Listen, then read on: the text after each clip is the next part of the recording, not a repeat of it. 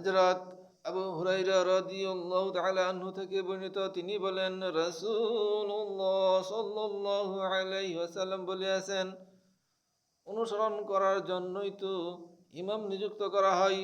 সুতরাং যখন ইমাম তাকবীর বলবে তখন তোমরা তাকবীর বলবে, যখন তিনি কিরাত পাঠ করেন তখন তোমরা নীরব থাকবে, আর যখন তিনি গায়রিল মাগদুবি আলাইহিম ওয়ালাদ-দাল্লিন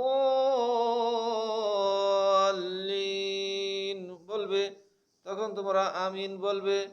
যখন ইমাম রুকু করেন তখন তোমরাও রুকু করবে, আর যখন তিনি সামিআল্লাহু লিমান হামিদাহ বলবে তখন তোমরা আল্লাহুম্মা রাব্বানা ওয়া লাকাল হামদ বলবে, আর যখন তিনি সেজদা করবেন তখন তোমরা সেজদা করবে, তখন তোমরা সেজদা করো।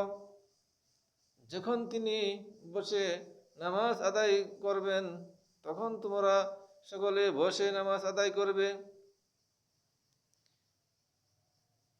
আবু মুসা আশআরী রাদিয়াল্লাহু তাআলা আনহু থেকে বর্ণিত, তিনি বলেন, রাসূলুল্লাহ সাল্লাল্লাহু আলাইহি সাল্লাম বলেছেন, ইমামের কিরাত পাঠের সময় তোমরা চুপ থাকবে, আর যখন তিনি বসে তখন তোমরা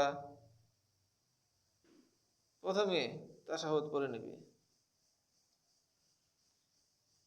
হযরত আবু হুরায়রা রাদিয়াল্লাহু তাআলা আনহু থেকে বর্ণিত, তিনি বলেন, একদা নবী করিম সাল্লাল্লাহু আলাইহি ওয়াসাল্লাম তার সাহাবীদেরকে নিয়ে নামাজ পড়লেন।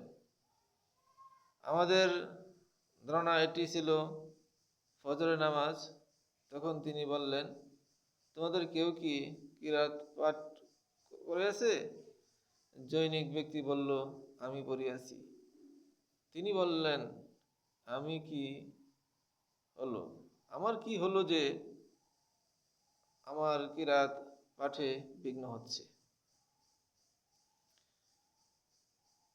এরকম ভাবে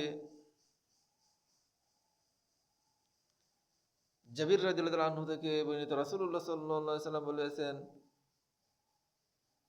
যার ইমাম থাকবে ইমামের কিরাতই তার কিরাত। এই হাদিসটুকু সুনান ইবনে মাজাহ, হাদিস নং হচ্ছে 846,